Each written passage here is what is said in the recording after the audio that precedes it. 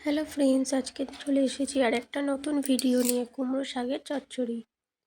এখানে আমি শাকগুলোকে আগে ভালো করে ধুয়ে নিচ্ছি। কাটা হয়ে গেছে এগুলো। কড়াতে তেল দিয়ে দেব। দিয়ে দিচ্ছি 5 ফোড়ন, 2টো শুকনো লঙ্কা আর 2টো তেজপাতা। কেটে রাখা টমেটোগুলো দিয়ে দিয়েছি কেটে রাখা আলুগুলো। এবার শাকগুলো দিয়ে দেবো অল্প অল্প করে। তারপরে দিয়ে দিচ্ছি 3-4টে মতো কাঁচা লঙ্কা।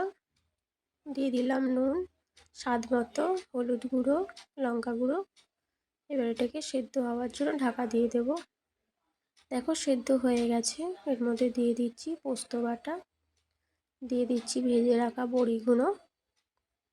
মিষ্টির জন্য একটু চিনি দিয়ে দিয়েছি। দেখো তৈরি হয়ে গেল খুব সহজেই কুমড়ো শাকের চচ্চড়ি। তোমাদের কেমন লাগলো কমেন্ট করে বলো। আর এভাবে তোমরাও চাইলে ট্রাই করতে পারো। তো বাই বাই বন্ধুরা।